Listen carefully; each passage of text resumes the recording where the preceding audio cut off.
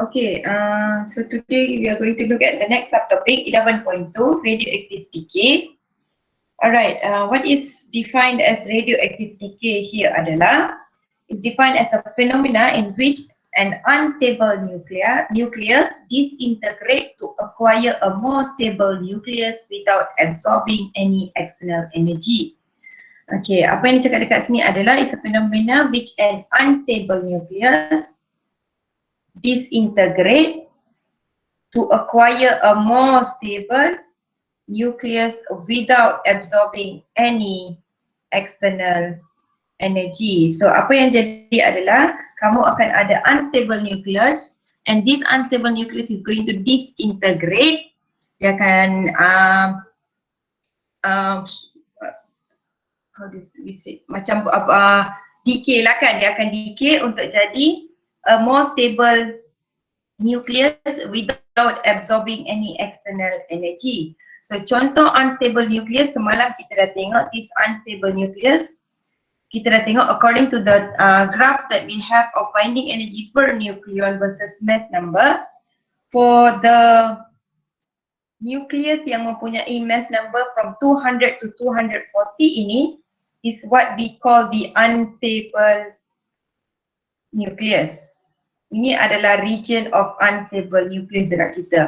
So any nucleus that has a nucleon number, mass number from 200 to 240 ini dia akan disintegrate untuk jadi nucleus yang lebih stable. Tapi process of this disintegration does not require absorbing any external energy. Itu maksud radioactive decay. Radioactive decay is a spontaneous reaction, unplanned and cannot be predicted, independent of the physical condition, which is such as pressure and temperature and also any chemical changes. So awak kena tahu karakteristik of radioactive decay dekat sini adalah spontaneous reaction. Maksudnya dia akan berlaku at any time. Kita tak boleh plan dia punya reaction. And you cannot predict after that apa yang akan jadi dekat sini, and then it is an independent physical condition. It doesn't depends on the pressure and temporary. Maksudnya tak kisahlah pressure kamu lebih tinggi ke, lebih rendah ke, atau temperature kamu lebih panas ke, lebih sejuk ke, it will not affect the radioactive process dekat sini. Same goes to the chemical changes. Any chemical changes will not affect the radioactive decay. Dia akan berlaku bila dia nak berlaku. The reaction is a random reaction because the probability of the nucleus decaying at a given instant is the same for all the nuclei in the sample. Okay, kita kata dia random reaction dekat sini adalah sebab when you have a particular nucleus, maksudnya nucleus yang jenis, contoh kita pilih satu iaitu radon dekat sini, 226 radon. So this radon, every single time dia decay, after a certain period of dia akan produce nuclei sampel yang sama. Itu maksud reaction random reaction dekat sini, sebab probability of the nuclei decaying at a given instant is the same for all the nuclei in the sample. Okay, bila kita ada yang sama dalam certain period of time, maksudnya jangka masa yang sama juga dekat sini, awak akan dapat a more stable nuclei yang sama. You're going to end up with a same stable nuclei dekat sini. Radioactive radiation are emitted when an unstable nuclei decays. Okay, so dalam proses decaying ini, bila kamu ada unstable nucleus ini, contoh this is your unstable nucleus, bila dia undergo this radioactive decay, okay, bila dia undergo radioactive decay, apa yang akan jadi adalah dia akan emit radioactive radiation. Okay, dia akan emit radioactive radiation. So contoh ini adalah kamu punya nucleus dekat sini unstable, so dia akan decay and dia akan produce another more stable nucleus yang kita tak tahu apa dekat sini, more stable. Okay, at the same time dia akan emit kamu punya radiation, so akan ada radiation yang keluar dekat sini.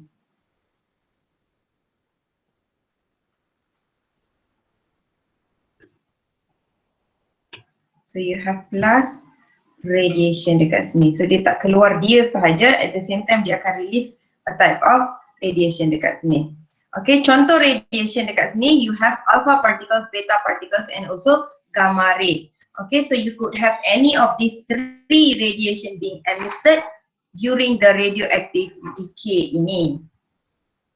So the first thing dekat sini adalah kita nak tengok apa itu alpha decay. So maksudnya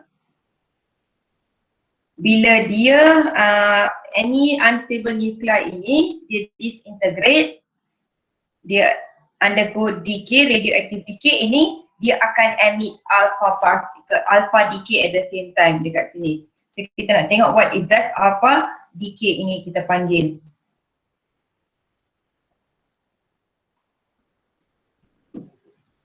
Okay, an alpha particle symbolized as alpha, kita guna simbol alpha untuk symbolize alpha particles here is 4 helium. So alpha particles kita ini sebenarnya adalah helium nucleus, a strongly bound system of a 2 proton and 2 neutron. Okay, alpha particles is positively charged and its value is positive 2 electron with a mass of, positive 2 proton dekat sini with a mass of 4.001502 U. When a nucleus undergoes alpha decay, it loses 4 nucleons, 2 which are protons, therefore the reaction can be represented by a general equation. So sekarang bila a particular radioactive undergoes alpha decay, apa yang akan jadi adalah dia akan undergo this process. So mula-mula kamu akan ada an unstable nucleus iaitu X, your unstable nucleus dekat sini X yang mempunyai atom number sebanyak A dan juga proton number sebanyak Z.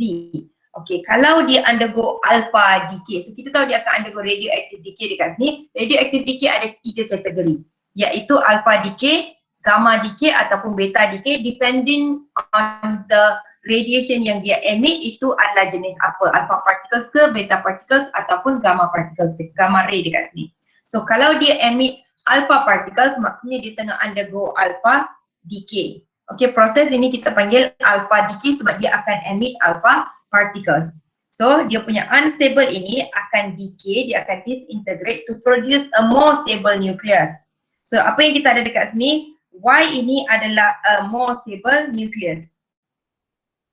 Stable nucleus. So what happened from unstable ini tadi, dia akan produce a more stable. Tapi bila dia produce yang more stable ini, it has to emit a radiation, kita panggil dia alpha particles. Alpha particles ini mempunyai ataupun dikenali sebagai helium. Alpha particle is known as helium dekat sini, which has a proton number of 2 and also an atom number of 4 dekat sini. So kamu punya initial nucleus tadi, your unstable nucleus tadi, yang ini, X ini, dia kena kehilangan atom number sebanyak 4 sebab dia kena emit alpha particles iaitu helium kamu, dan dia kena hilangkan proton number sebanyak 2 untuk keluarkan helium tadi itu. Therefore this new stable nucleus ini akan mempunyai atom number iaitu A tolak dengan 4 dan juga proton number Z tolak dengan 2 to produce a new more stable nucleus dekat sini. And then kita ada plus Q dekat sini, at the same time kita akan ada any energy ataupun kita panggil heat energy lah to be more specific being released at the same time. Selain daripada dia emit alpha particles, dia juga akan emit energy such as heat dekat sini. Okay, example of alpha decay dekat sini adalah, let's say kamu punya unstable nuclei adalah radon. Okay, radon mempunyai atom number sebanyak 226 dan proton number sebanyak 88. So katakan dia cakap it undergoes an alpha decay. So kita sebenarnya tak tahu bila dia disintegrate ataupun dia decay dekat sini dia akan produce stable nucleus yang mana. We do not know sebab it's an unpredictable process. Kalau dekat sini dia kata radioactive decay is an unpredictable process. Kita tak boleh predict. Kita tak tahu apa yang akan dia produce.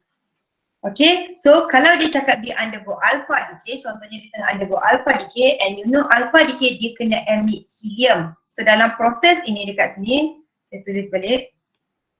Dalam proses itu kamu ada, this is your radioactive. So tak tahu apa yang dia akan produce, tapi dia kena emit, dalam proses itu dia kena emit alpha kamu. Di mana alpha ini mempunyai nilai 4 atom number dan juga 2 proton number, which is actually your helium dekat sini. Alright, therefore kamu punya apa saja nukleus yang stable dekat sini yang kamu nak produce ini kena kehilangan atom number sebanyak 4. So you take your 2 to 6 minus with this 4. Ambil 2, 2, 6 ini tolak dengan 4 dekat helium sebab kita dah emit helium. Okay, so you're going to end up with 2, 2, 2 dan juga 88 proton number tolak dengan 2 proton number, kamu akan end up dengan 86. So based on this number ini kita akan identify apa stable nucleus yang dia produce, which is Rn dekat sini. Okay, apa yang kamu ada dekat sini adalah kalau kamu tengok is a balance equation on the left hand side and also right hand side. You must make sure apa saja nucleus yang kamu nak produce, this whole process, this whole radioactive decay ini kena mempunyai a balanced number of proton, a balanced number of atom on the left dan juga on the right. Kalau kita tengok dekat kanan kiri sini, kita ada a total number of 2 to 6 atom dan juga 88 number of proton. Begitu juga on the process on the right, secara totalnya dia kena ada 226 atom number dan juga 88 proton number. So what you have here is 2 to 6 from Rn dan juga 4 from He. So bila kamu tambah, kamu akan dapat total A kamu dekat sini. Your total A for after radioactive adalah A after dekat sini adalah 222 campur dengan 4, you end up with 226, which indicates kamu ada same atom number kiri dan kanan, and then your proton number after the radioactive decay adalah 86, kita tulis Z after the 86 campur dengan 2, so you end up with 88, which is the same as your left hand side tadi. Maka this is a balanced equation and this process is true lah kan, sebab you can get the same number dekat sini, you do not lose any extra dekat sini. Next kita masuk another type of decay, iaitu kita panggil beta decay. Contoh sekarang adalah your unstable nucleus is going to undergo beta decay, bukan alpha decay. So bila beta decay, it was initially associated with the emission of an electron, okay, the beta particles. It was later discovered that some nuclei can undergo beta decay that is emitting a positron positive E, antiparticles of the electron, although this decay mode is not as common. So dalam beta decay, apa yang kamu akan emit adalah beta particles. Tapi beta particles kamu ni boleh jadi either electron ataupun positron. Walaupun positron ni adalah sesuatu yang sangat tidak common, tapi it still exists, masih ada. So bila kamu ada case untuk beta decay, kalau dia undergo beta decay, apa yang akan jadi dekat sini adalah you are going to have your unstable nucleus AXZ dekat sini campur dengan whatever particles yang kamu akan release dekat sini, bukan campur, equals to bila dia decay, you're going to get a more stable nucleus, campur dengan any beta particles. Beta particles kita guna simbol ini. Any beta particles plus dengan Q dekat sini. Beta particles kamu B ni boleh jadi dia akan release elektron ataupun dia akan release proton. So dia ada dua possible dekat sini. Okay, boleh jadi dia akan release elektron ataupun positron dekat sini. Kalau macam tadi untuk alpha decay dia release helium, untuk beta decay dia akan either release electron ataupun positron. A positron is identical to an electron except that it has a positive charge. So elektron dengan positron ini sama, cuma sifat saja mereka berlainan dekat sini, iaitu dia bersifat positif. To be precise, the emission of the electron is called beta minus decay and the emission of positron is called beta plus decay. So kalaulah dia akan emit elektron, proses itu kita panggil beta minus, sebab dia adalah bersifat negatif dekat sini, elektron. Emission of positron pula kita panggil dia beta plus dekat sini, plus sebab positron bersifat sifat plus dekat sini. Okay, so beta minus decay. So we're going to look at beta minus decay. In beta minus decay, kita guna simbol beta minus dekat atas to indicate beta minus. an electron is emitted, thus apa yang akan jadi adalah you're going to emit electron dekat sini. So dalam proses beta decay kamu ini, apa yang akan jadi adalah selepas dia decay, kamu akan ada stable nucleus dan juga you're going to release an electron. Electron dia akan mempunyai sifat kosong negatif 1. Dekat sini kosong negatif 1. Okay. Electron is emitted, thus the mass number does not change but the charge of the parent nuclei increase by 1. Okay, so basically apa yang kamu ada dekat sini, this is your unstable nucleus, mempunyai nilai atom A dan juga nilai proton kamu Z dekat sini. Dia akan decay, dia akan produce a more stable nucleus which consists of the same mass number. Number of atom kamu A kamu ini tidak berubah. Mass number kamu ini masih sama sebab you're going to release electron. For electron, dia tak ada atom number. Atom number dia adalah 0 dekat sini. Okay, so dari segi atom number tiada perubahan because electron does not have any atom number. However, electron is going to have a negative charge here. So apa yang akan jadi dekat sini, dari segi number of proton dekat sini, your unstable nuclei ini mempunyai proton number Z, tapi your stable nuclei here akan mempunyai proton number by extra 1. Dia akan ada Z plus 1.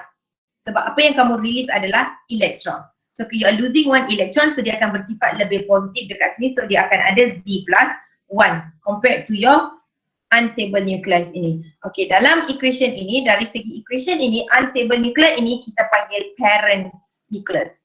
Parents nucleus adalah sebab dia yang akan disintegrate to produce apa saja yang dia produce ini kita panggil daughter nucleus. So you should be aware of this technical term yang kita guna jugalah untuk process of decaying, di mana unstable itu asal dia kita panggil dia parents nucleus, so dia akan disintegrate to produce a stable nucleus which kita panggil dia daughter nucleus dekat sini. Okay, so you have to focus on the number of A kamu tidak akan berubah for beta minus dan Z kamu dekat sini akan bertambah for daughter nuclei. Okay, Z kamu akan bertambah because you're losing electron here. So you're going to have more positive charge in your cell. So contoh kita dekat sini, you're going to take the same radon dekat sini yang mempunyai nilai proton kamu sebanyak 228, atomic number kamu sebagai 228, okay, and then nilai proton kamu adalah 88. Kalau kamu tengok radon dekat atas 226, radon dekat bawah 228, this is a type of isotope, di mana dia akan ada same number of proton, different number of atom dekat sini. Okay, so ini adalah sejenis isotope of radon, so you have radon 228 with proton number 88. So apa yang jadi adalah dia akan undergo beta minus decay. Beta minus decay is going to produce an electron here. So dalam proses kamu akan ada electron dekat sini. And then this electron here leads to the production of stable nucleus ataupun daughter nucleus yang mempunyai atom number yang sama, masih 228. Okay. Apa yang kamu dapat dekat sini adalah chemical term AC dekat sini yang mempunyai proton number sebanyak 89. Number of proton dia bertambah dekat sini. Ini adalah beta minus kamu. At the same time, according to this equation yang kamu ada dekat sini, according to this equation you have here, okay, kamu ada unstable nucleus, your parents nuclei, this integrate into a daughter nuclei plus beta minus, and then kamu ada plus Q dekat sini. Plus Q dekat sini, bila kita tulis in terms of equation, ini yang general, tapi when you have substitute the chemical dekat sini, your nucleus dekat sini, what are you releasing dekat sini adalah simbol ini kita associate dengan anti-neutrino. So V bar is known as anti-neutrino. So you're going to also release something called as anti-neutrino dekat sini. Okay, so every time you have a beta minus decay, you're going to emit electron dan juga anti-neutrino. Okay, your energy here is in terms of anti-neutrino. So ini adalah gambaran untuk beta decay kamu. So you have your unstable nucleus, your parents nucleus dekat sini. Dia akan undergo decay. Bila dia decay, dia akan emit beta minus particles, iaitu kamu punya electron dekat sini. And then dia akan produce a stable nucleus. And then at the same time akan ada energy being released such as anti-neutrino. Okay, beta plus pula. Beta plus positron is emitted, therefore the charge of the parent nucleus decrease by 1 as shown in the below. Apa yang jadi adalah number of atom dia masih tidak berubah sebab positron mempunyai zero atomic number, zero mass number kamu, tapi kamu akan kehilangan satu proton dekat sini. You're losing one proton sebab dia bersifat positif dekat sini. Okay, so ini adalah symbol for your positron. So if you were to emit this one, apa yang akan jadi adalah daughter nuclei kamu, your daughter nuclei is going to lose one proton number. Dia akan kekurangan satu proton sebab you're releasing proton dekat sini. Dari segi number of atom dia tidak berubah. And then Q kamu dekat sini, what are you going to release adalah your Q here kita panggil dia sebagai neutrino V. Kita guna simbol V dekat sini. So for example, kamu ada 230 PA91 as your unstable nuclear, your daughter parent nucleus dekat sini. You're going to produce, after undergoing a beta plus decay, ini adalah your positron, you're releasing positron dekat sini. Apa jadi kepada your daughter nuclei, your stable nuclei dekat sini adalah you're going to release 230, same atom number, TH, however, your proton number berubah dekat sini, 90. Okay? So what you have here adalah PA, you're going to produce a more stable nucleus of TH dekat sini, where you are releasing a positron dan juga neutrino dekat sini. Okay, ini adalah case untuk beta plus decay. Next kita nak tengok pada gamma decay. So gamma decay is the last type of decay yang kita ada dekat sini. Gamma ray are photons. Okay, if you remember dalam chapter 9 kita belajar photon adalah electromagnetic radiation ataupun kita panggil dia adalah cahaya. It's just a light here. You're going to emit a radiation in terms of light dekat sini. Sebab tu kita panggil dia ray, kita tak panggil dia particles. Gamma is not a particles. When it is gamma decay, apa yang dia akan emit dekat sini adalah gamma ray. Okay, cahaya adalah ray dekat sini. So gamma ray, simbol dia yang kita guna adalah ini. This is your gamma symbol here. Our photon, electromagnetic radiation, having very high energy. So energy yang dia ada adalah sangat-sangat tinggi. And you know energy here is equals to HF here. Emission of gamma ray does not change the parent nucleus into different nuclei. Okay, kalau kamu tengok dia cakap emission of gamma ray does not change the parent nucleus into a different nuclei. So maksudnya kamu tidak akan produce a new nucleus dekat sini. Okay, since neither the charge nor the nucleon number change. Sebab apa yang kamu ada dekat sini adalah just a ray.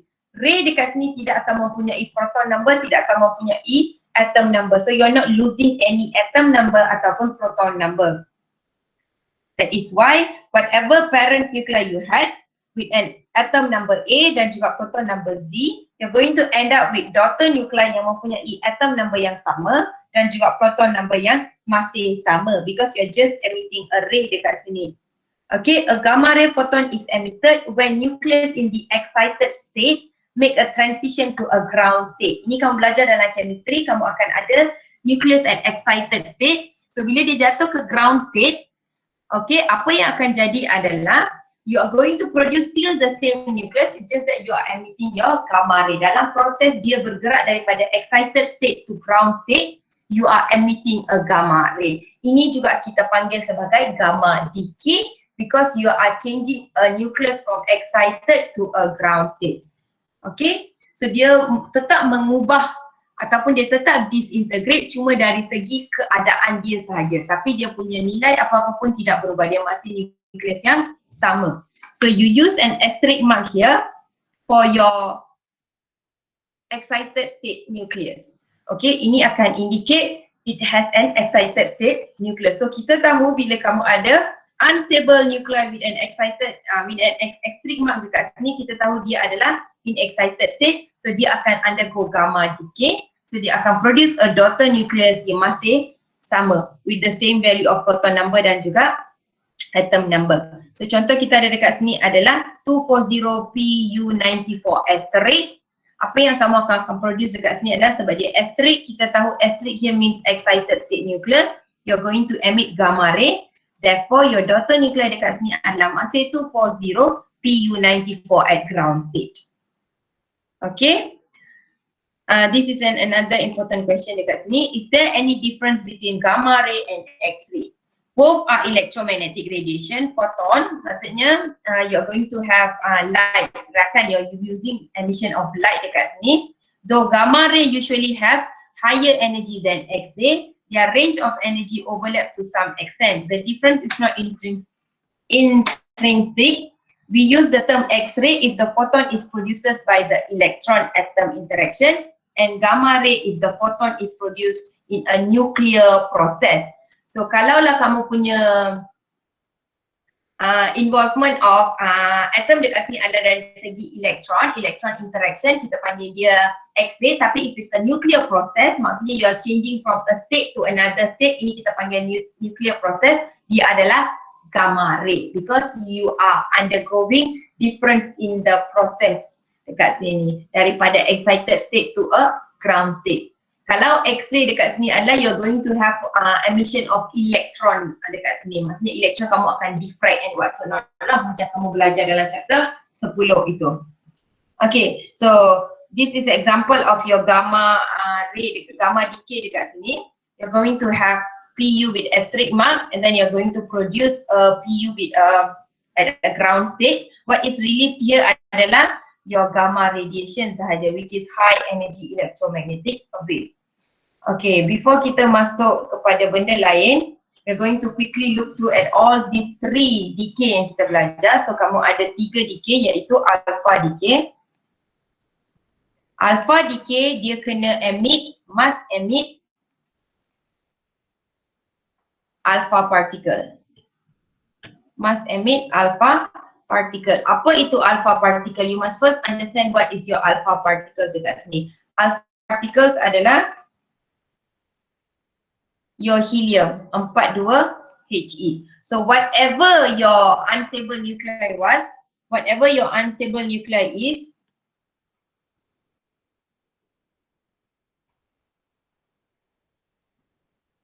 bila dia disintegrate, bila dia decay, dia akan dapat a stable nucleus with and helium being emitted, your alpha particles dekat sini, dan juga some energy. Okay, so unstable nucleus kamu tak kisahlah apa sahaja dia punya atom dekat sini, dia akan ada atom number A dan juga proton number Z. So bila dia undergo alpha decay, oleh sebab dia kena produce helium dekat sini, so kita dah tahu dia kena lose atom number sebanyak 4 sebab dia nak produce helium. So dia kena reduce by 4. So A kena tolak dengan 4, Z pula kena tolak dengan 2 sebab dia nak produce helium with 2 proton number. So kita dapat a daughter nuclei Y dekat sini plus Q. Ini adalah your alpha decay. It must emit alpha particles. Whereas for your beta decay pula, dalam beta decay kita ada 2 iaitu beta plus decay ataupun beta minus decay dekat sini. Kalau beta plus dia akan emit positron. Okay, kalau beta plus dia akan emit positron. Betul kan? Beta plus emit positron. Positron kamu adalah positif E dekat sini. Beta minus decay pula dia akan emit elektron dekat sini. Elektron dekat sini bersifat negatif E. Alright, so the process masih sama daripada unstable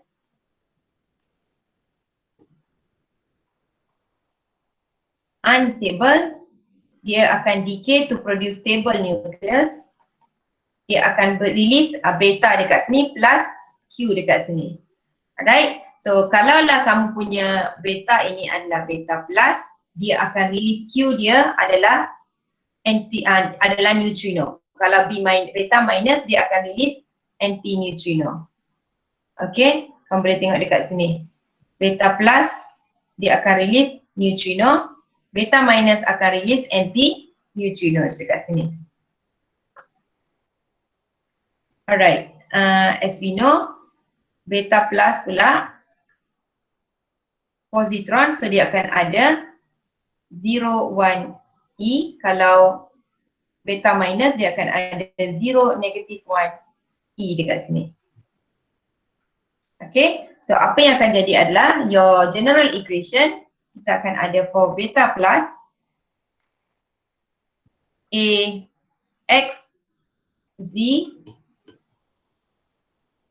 you're going to decay, you're going to produce beta plus, so kena produce positron dekat sini, so kena ada 0, 1, E plus neutrino dekat sini, so you have neutrino here.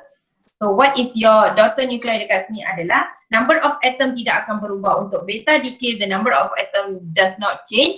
However, kalau dia beta plus, you are releasing a proton, awak akan emit proton, maka awak kena kurangan satu proton dekat sini. So awak akan ada less one proton number of your parents nuclei dekat sini. Your daughter nuclei is going to have a less one proton. Kalau dia beta minus pula, kamu akan ada parents nucleus decaying into must emit electron, 0, negatif 1 elektron plus dengan anti-neutrino dekat sini. So oleh sebab dia akan kekurangan elektron dekat sini, so dia akan, daughter nuclei ini kena bersifat lebih positif, so dia akan have addition of proton number dalam diri dia. However, the atom number does not change. A, Z plus 1, kamu akan ada your daughter nucleus dekat sini. Okay.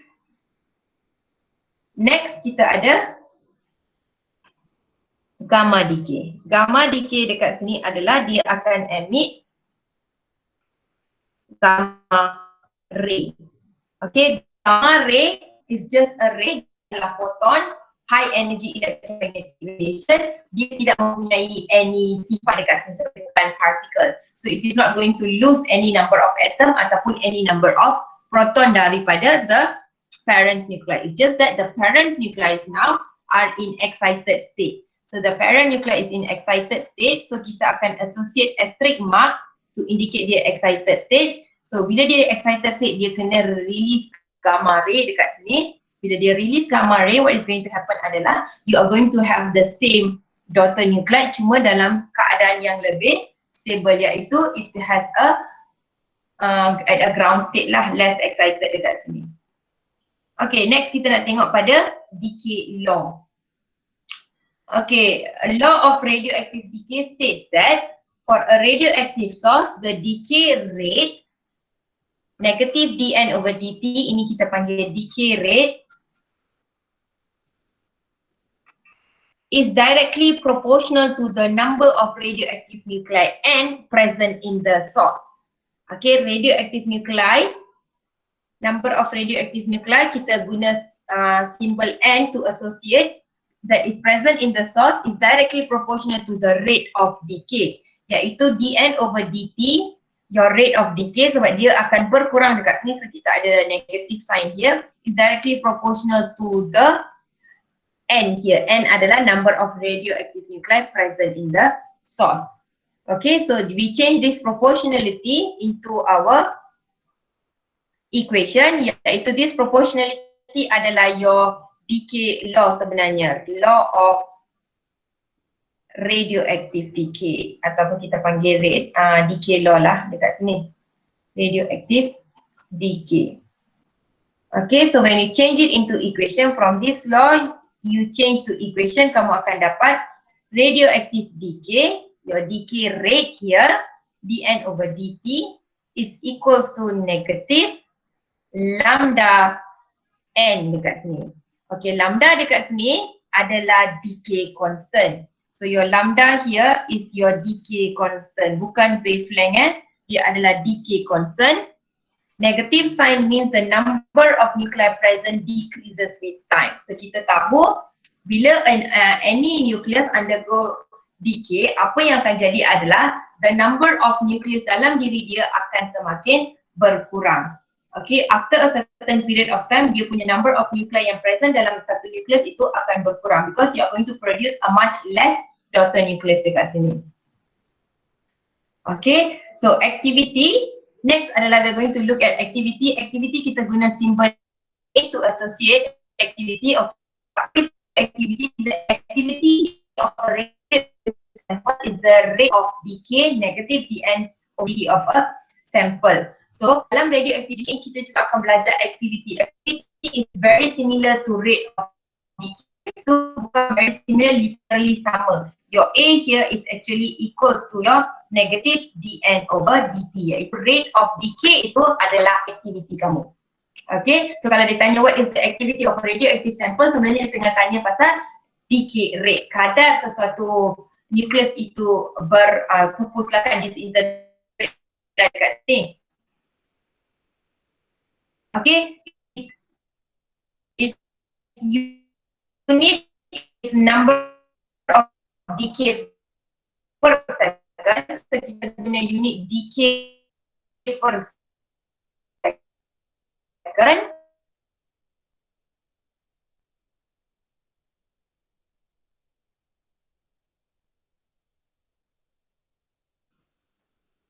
But 1 curie is equals to 3 times 10 to the power 10 decay per second.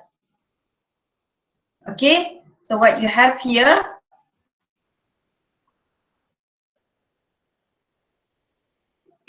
one curie sama dengan 3.7 darab 10 kuasa 10 decay per second, and at the same time kita cakap kita ada 1 becquerel is equals to 1 decay per second, therefore 1 becquerel pula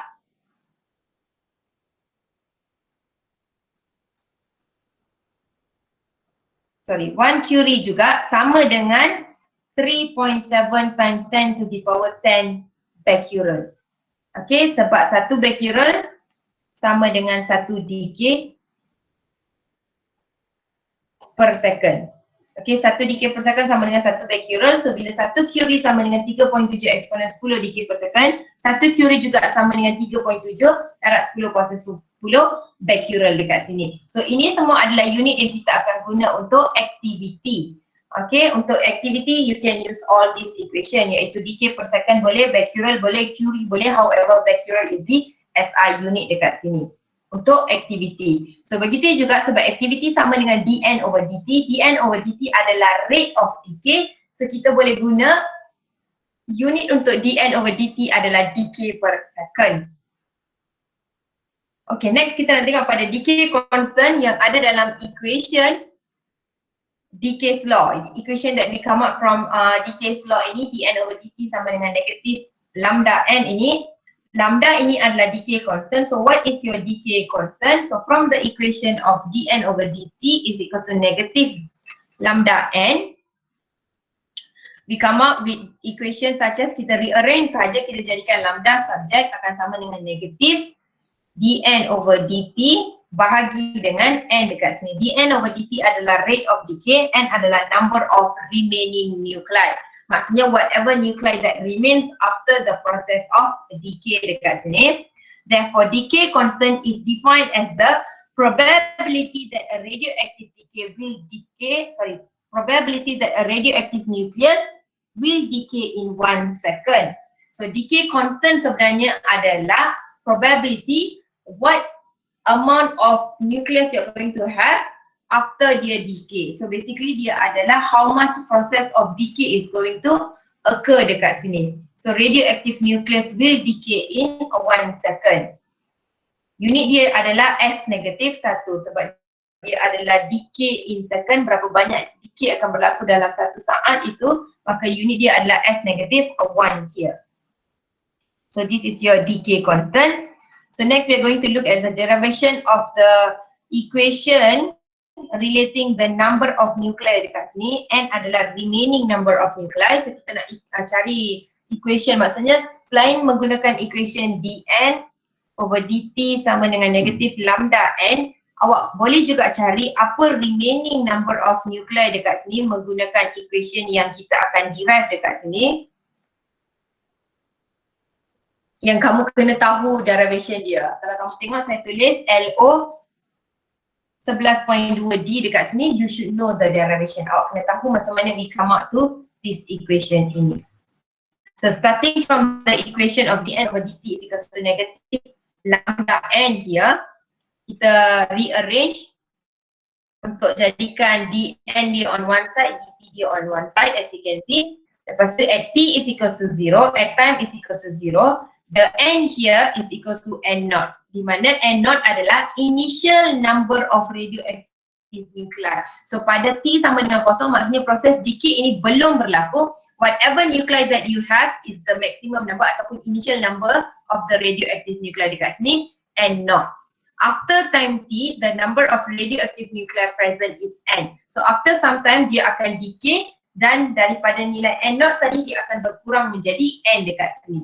Integration of equation 1 from t is equals to 0 to t is equals to t adalah, so menggunakan equation yang ini tadi, apa yang kita akan buatlah kita akan integrate dia from n naught, initial number of n dia, to n yang remaining, dn over n dekat sini akan sama dengan negatif lambda. You're going to integrate belah kanan pula with respect to time from t is equals to 0 to 2 is equals to a respective time dekat sini lah. And then when you integrate dekat sini, integrate with respect to dn dekat sini, kamu akan dapat 1 over n from n naught to n. Kita tak ada nilai, kita ada 1 dekat sini. So when you integrate 1 with respect to dt, kamu akan dapat t from 0 to t. So now, dekat sini kita ada 1 over n. So integrate 1 over n, awak akan dapat ln n sebenarnya.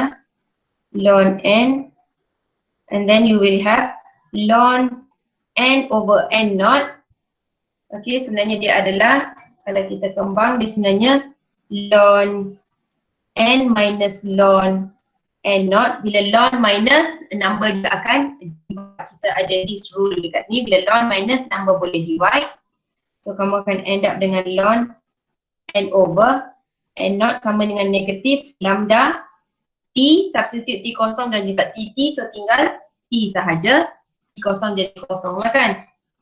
So from here you eliminate the ln by kita letak exponent on both side lah. Kamu letak exponent on both side, kamu akan dapat exponent ln cancel, so jadi n over n naught dekat sini sama dengan exponent negatif lambda t dekat sini. Therefore kita rearrange n akan sama dengan n naught exponent negatif lambda t. So n dekat sini adalah the remaining number of nuclei. So after decay, berapa yang tinggal? N naught adalah initial, asal dia ada berapa? Initial nuclei. Okay, lambda dekat sini adalah decay constant. The probability how much dia akan decay dalam masa 1 saat. T dekat sini adalah how long the process of decay. How long the process of decay.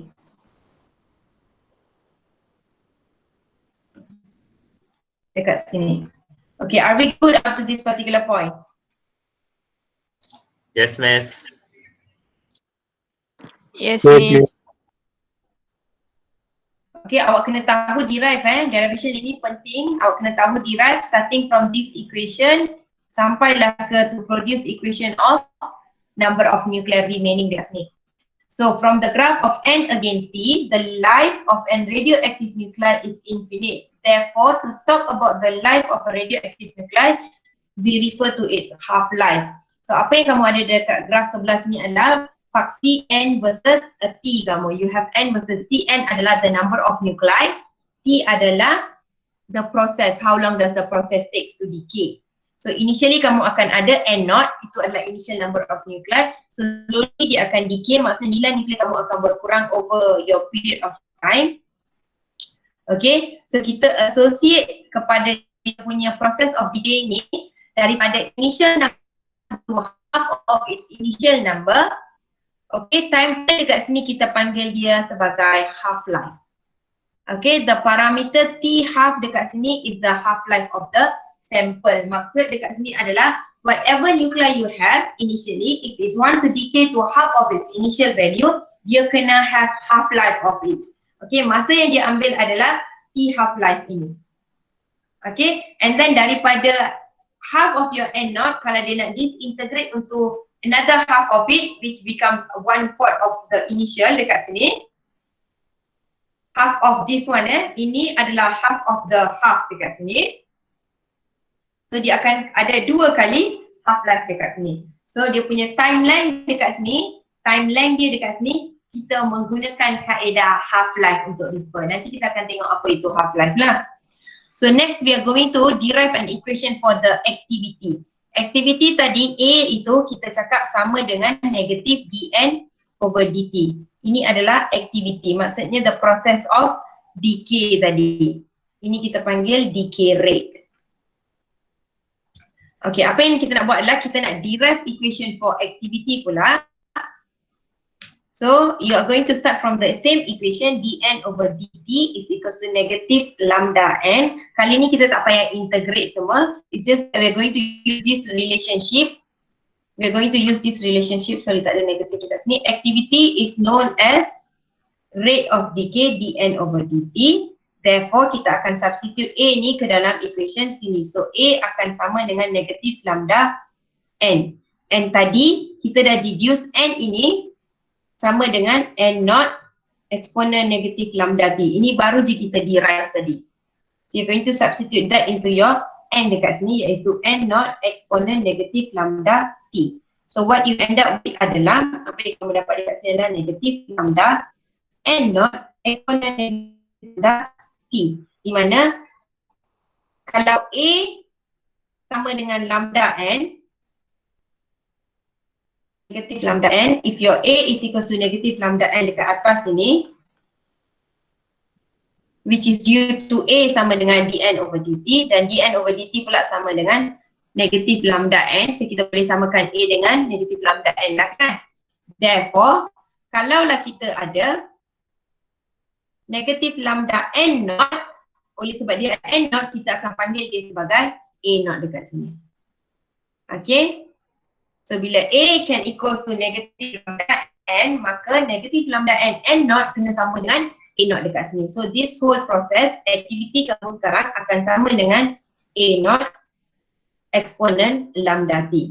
Di mana A ni adalah kita panggil remaining activity. Maksudnya remaining dalam nuclei yang remain itu, apa aktiviti yang dia boleh buat. Maksudnya apa proses untuk aktiviti-aktiviti seterusnya.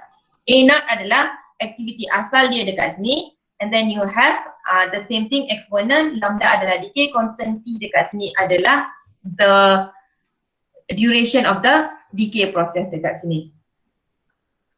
Okay, next we are going to look at the half-life here. Half-life here, kita guna simbol T half, subscript half dekat sini. Ini adalah equation yang kita akan guna. So this is your half-life symbol. It's defined as the time taken for a sample of radioactivity nuclei to decay to half of its initial value. So half-life adalah masa yang diambil untuk radioaktif kamu to decrease to half of its value. Maksudnya the initial value yang kamu ada adalah n naught. So dia nak decrease ke half of n naught. Masa yang diambil dari sini ke sini, ini kita panggil dia sebagai half-life. Okay, tadi dalam graf tu betul lah. Awak ada n naught, awak nak berkurang pergi ke half of your n naught. Okay, masa yang diambil daripada n ke n naught ini, daripada n naught ke half of n naught ini, this whole time ini, kita panggil dia sebagai T half-life. It can also be defined as the time taken for the activity of the sample of the nuclei to become to half of its initial activity. Okay, disebabkan equation yang kita ada n sama dengan n naught exponent negatif lambda t, awak dapat graph of n versus t dekat sini, bentuk dia begini.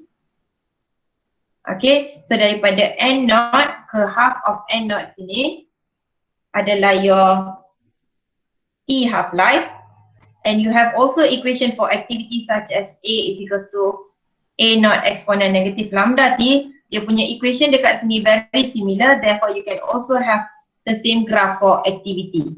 Kita boleh ada graph yang sama untuk activity daripada A naught ke whatever value you want. So if it were to reduce to half of the activity, time taken dekat sini kita panggil dia adalah half-life juga.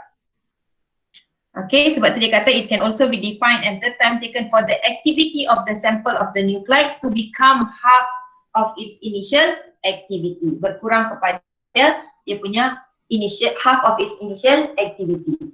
So from the equation n is equals to n naught exponent negative lambda t dekat sini, the definition of half life when t is equals to t half, n kita sama dengan half of n naught. Nilai n yang remaining, ini adalah remaining. So masa yang kita ambil dekat sini sekarang adalah half of it. Okay, so kita panggil half life dekat sini. So apa yang remaining dekat sini adalah sebanyak half of n naught sahaja berdasarkan graf sini lah kan, according to this graph kan. Therefore, equation kita n is equals to n naught exponent negatif lambda t ini, apa yang remaining adalah half of your n naught. Initial takkan berubah, tetap n naught exponent negatif lambda. Masa yang diambil adalah half life kita, whatever the half life is lah.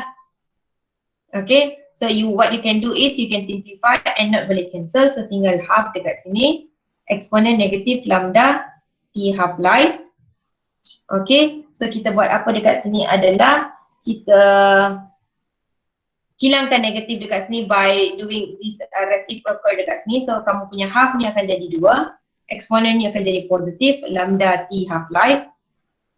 Okay, and then kamu ln kiri kanan untuk hilangkan exponent di sini, ln exponent lambda t half life. Ini akan vanish, akan jadi lambda t half life dekat sini, ln 2. So your t half life is actually adalah ln 2 divide by the lambda. So kalau nak tahu half life of any nucleus,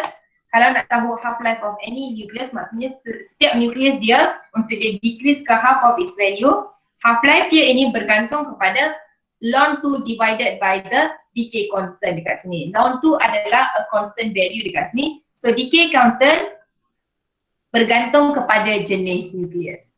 Lain-lain nucleus dia akan ada decay constant yang berlainan dekat sini.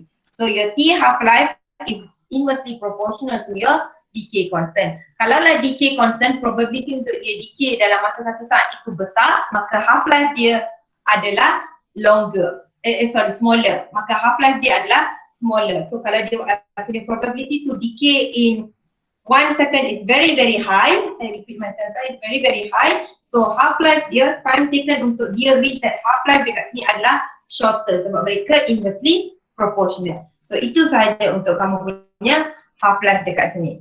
So before we look at one example here dekat sini, kita nak come up balik dengan equation yang kita ada dekat sini. Selain daripada awak kena tahu untuk 11.2, for your 11.2, awak kena tahu semua 3 jenis decay kamu, iaitu alpha decay. Saya dah ulas dekat atas tadi, beta decay. Dalam beta decay kita ada 2, beta plus dan juga beta minus, and then you have gamma decay. You must know their general equation, general equation for each. General equation for each decay awak kena tahu. Alright, maksudnya kamu akan diminta untuk identify dia punya daughter nucleus dekat sini. So dia akan bagi parents nucleus, so dia akan kata dia undergo which type of decay, kamu kena identify dia punya daughter nuclei. Ataupun dia akan bagi daughter nuclei dan juga types of decay, awak kena identify apa parents nuclei dia.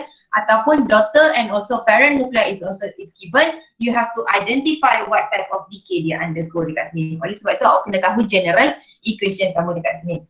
And then next adalah awak kena tahu equation-equation yang kita belajar based on the decay law. The first thing adalah based on the decay law, you come out with equation of rate of decay dN over dt akan sama dengan negatif lambda n dekat sini.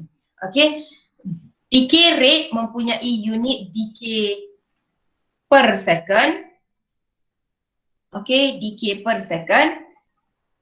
Alright, lambda dekat sini mempunyai unit S negative 1 sebab dia adalah decay constant.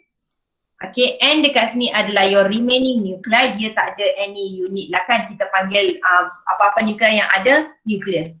700 nucleus, 7 to the power 10 nucleus. So kita akan guna nucleus sahaja dekat sini lah kan, to associate how many remaining nucleus kita ada. And then daripada equation ini, we came up to introduce activity, di mana activity adalah decay rate dN over dt. Okay, kamu punya aktiviti dekat sini dia mempunyai unit. Beberapa jenis unit kita boleh guna. SI unit dia adalah becquerel dekat sini, ataupun curie, bukan SI unit, ataupun decay per second dekat sini. So dia ada 3 unit. Semua 3 unit ini awak kena tahu dia punya unit conversion. 1 becquerel is equals to 1 decay per second. Okay, 1 becquerel is equals to 1 decay per second. 1 curie is equals to 3.7 times 10 to the power 10 decay per second. Okay, awak kena tahu SI unit, awak kena tahu dia punya unit conversion dekat sini. Okay, lepas tu kita masuk kepada derivation of this equation. Maksudnya awak kena tahu how to derive lah. So ini adalah untuk mencari whatever remaining nuclei is. Kita nak tahu apa remaining nuclei based on initial nuclei yang kita ada. So if you know your initial nuclei and you know your decay constant, awak boleh cari the remaining nuclei after a certain period of time. Begitu juga kita derive equation for activity. A is equals to A naught lambda T. Dua-dua ni awak kena tahu how to derive.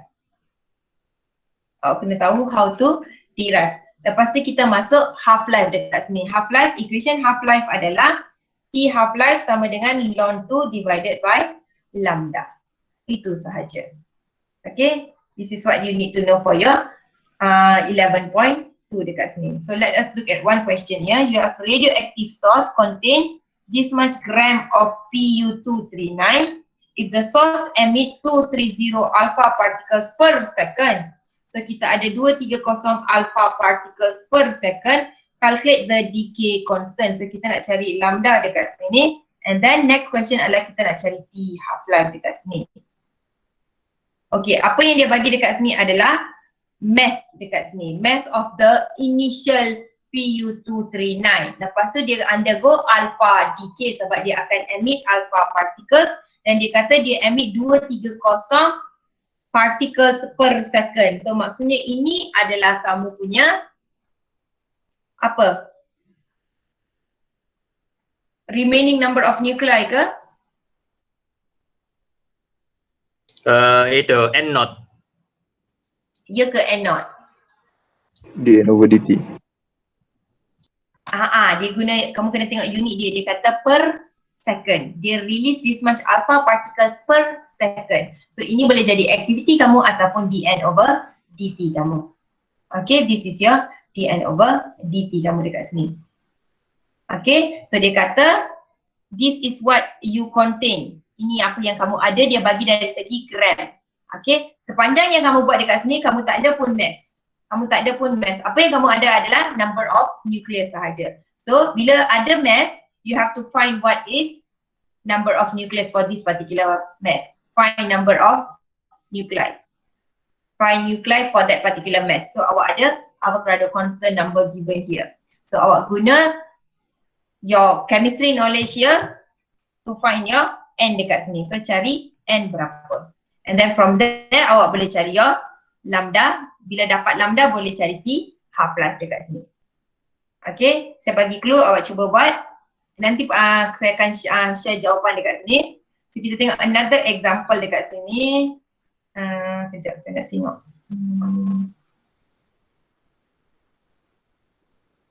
Okay, contoh example 7 pula, you have thorium-239 has a half-life of 24 days. Okay, dia kata half-life untuk thorium adalah 24 days, so ini adalah T half-life kita. The initial activity of this isotope is 10 microcurie. So ini dia kata initial activity, so we are talking about A naught dekat sini.